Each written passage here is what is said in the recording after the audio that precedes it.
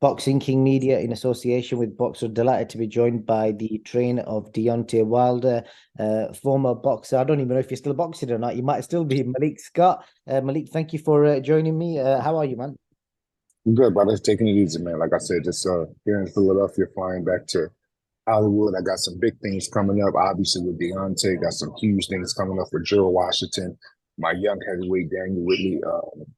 Whitney is a couple, tons of my clients and friends that I'm training. So I'm just, basically coming from work, considering doing fatherhood stuff that really means the world to me. And now I'm going back to, the craft work, and that's what my guys at Brick House Gym in North Hollywood.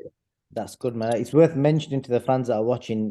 You're obviously training all your fighters in California, the other side of America. You just flown to Philly to watch your son fight in the amateur tournament, which is key Yeah, because a lot of dads need to take notice of that. You got to support your kids, man, and watch them when they're competing.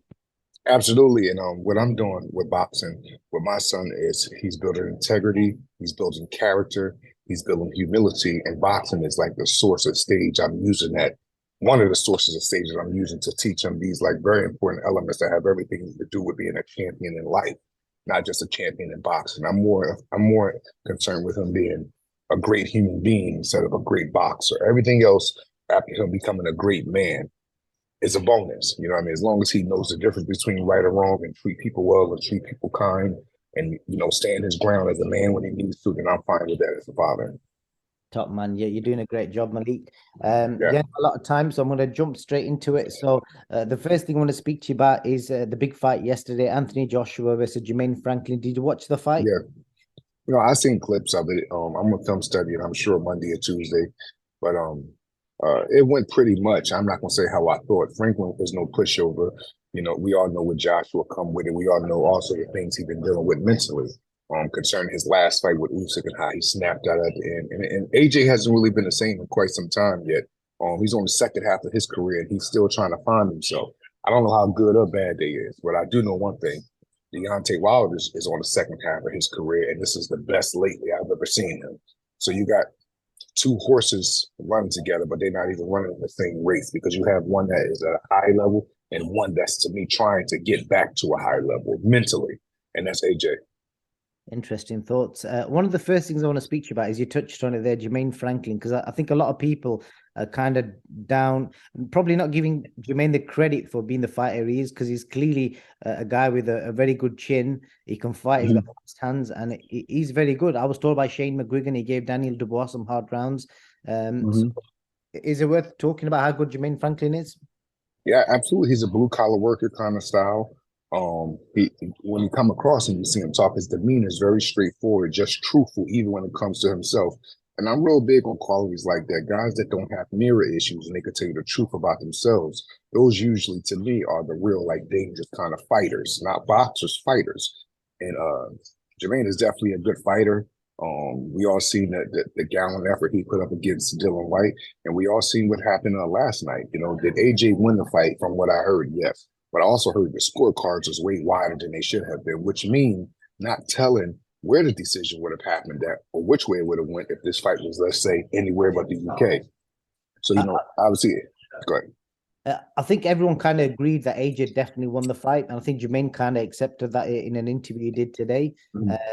It was a lot more conclusive than the Dillian White fight, but obviously people have questioned the fact that they're saying some people are saying AJ was gun shy, he was maybe thinking too much. Some people are questioning his thought process. From what you saw, do you see issues there? Whatever issues that people are seeing now, and I've been seeing with AJ for the. If you look at some of my interviews, I'm very transparent when I speak, not just about AJ, about all fighters. And the first thing I like to do is give credit. But being to the fact I'm not an idol worshiper, and I don't just look at people or judge people for the good they do in this noble art. I'm also a critic in a sense, and I have the right to be a critic because I'm a former fighter, well known, future Hall of Fame trainer. So my opinion matters. It may don't count to somebody, depends on how they are. So I say that to say my opinion about AJ is the same opinion I've had the last few interviews I've done over the last past fights. A little bit come across gun shy. Ever since he fought Ruiz, even when he's looked at his best, in my opinion, was against Pulev fight and Ruiz too. Those were still real tactical kind of safety first victories for him. And ever since that, he's been an overthinker in the ring. And someone that big and someone that strong and someone that can be that imposing on his opponents, that's not a good thing. AJ is not a slick guy. He doesn't punch a little bit hard. He punched very hard. He's a fast guy. He punches. AJ is actually known for being, as far as I'm concerned, one of the latest heavyweights that put punches together very well. But how haven't you been putting punches together very well in your last 3-4 fights against smaller opponents, so to speak? And so that goes to show this is not a physical thing. I don't think it's a trainer thing. I think this is a mental thing. And where that lapse happened at, I don't know. But it's tough, man, because that AJ right there can't go 3 rounds with Deontay Wilder. I didn't even see the whole fight, but I know if you second guessing yourself by any stance, you do not belong in the ring with Wilder, especially now, the second half of career Wilder. Someone that's well-read, fighting with tons of humility and discipline, that everything is systemized when he fights now. We just gonna see, man. But Deontay is about to be 2-time heavyweight champion of the world. Where does AJ lie in all of that? I don't know. Am I still interested in him and AJ fighting each other? Absolutely, because it's good for boxing, it's good for culture, it's good for the division, and so forth. But we'll see. I got George Washington. I bought George Washington as an opponent for AJ one day.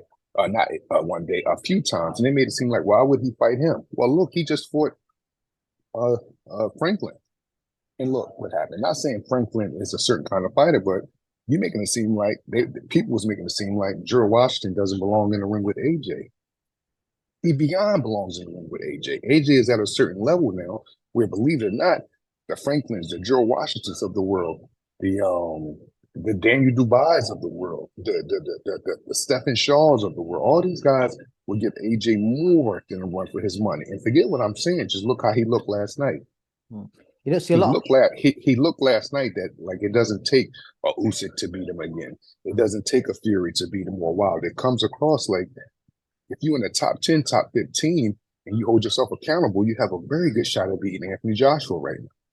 A lot of people have kind of said similar to what you've said, but on paper, his 3 losses are 2 to Usyk and the other one to Ruiz, which he obviously avenged.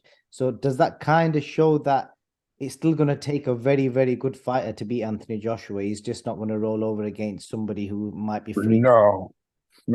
It's going to take someone that wants to beat him, that's happy that they're fighting him. Forget the financial gain of it. They're happy they have the opportunity to beat him. They're going to perform like that, and they're going to beat him. How would he do against Dillian Whyte if they fought again? Who knows compared to the performance that everyone said he had on Saturday night? It's just no telling. It's no telling, man. I wish him the best. I wish his team the best. He's surrounded by great people. He's a great person himself, but I don't know about like a great boxer right now at right now, as far as the performance he just had, as far as, the mental doubt that he shows in the ring, as far as the gun shyness he shows in the ring. And I don't know. Like I said, I don't think it's a trainer thing. I'm so happy that Derek James got the job because his system is one of my favorite systems in the sport of boxing, his teaching methods, etc.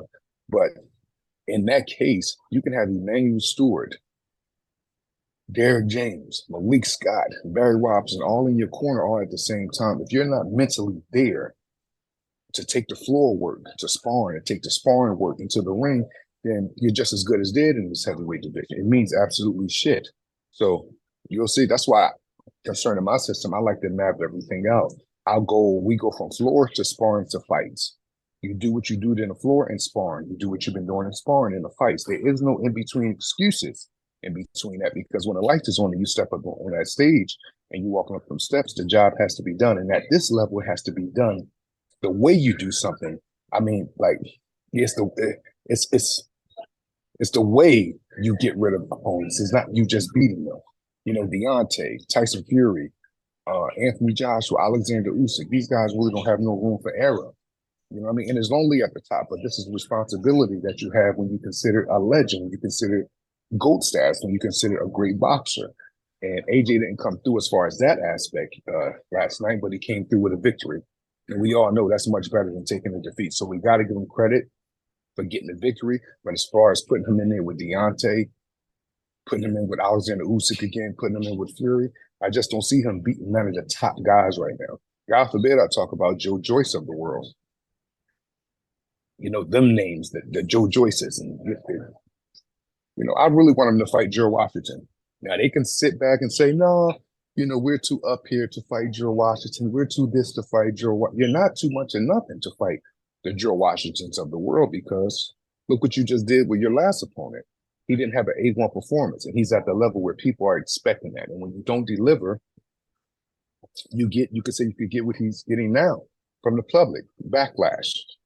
Do you think backlash?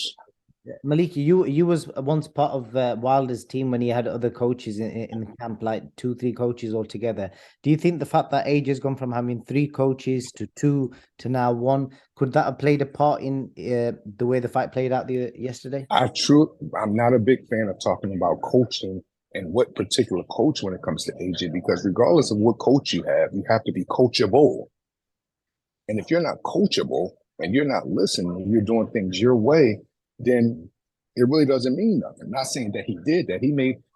I haven't seen no Derek James interviews lately after that fight. I got to see, the linguistics Derek James is using, the dialogue he's having with the media, and usually I could read through the trainer's dialogue on how his fight is performing in the gym.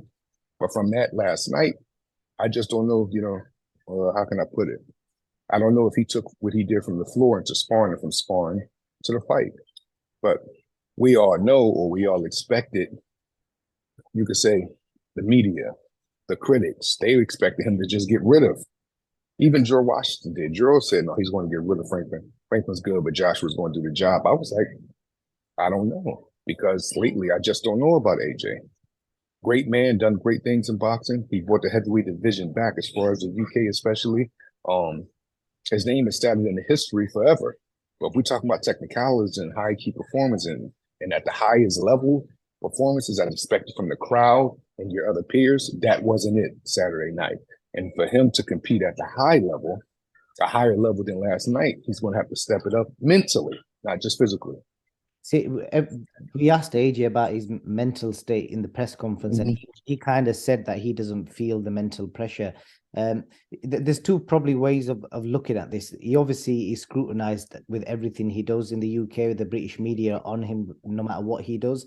Do you think it is the Ruiz defeat that's kind of affected his performances, or do you think it's the fact that he's carrying the weight of the expectation of the entire country, and that it's a lot of pressure? Well, you got to look at it like this.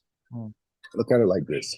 In my opinion, the last person, if someone of AJ's status and how he's built and how he fight and how he had the media behind him and everything, if he's going to lose to anyone, it wouldn't have been a short, big, fat Mexican from California named Andrew Ruiz. So it's not just that the way how Andrew Ruiz stopped him, it's where he stopped him at during a homecoming party in America.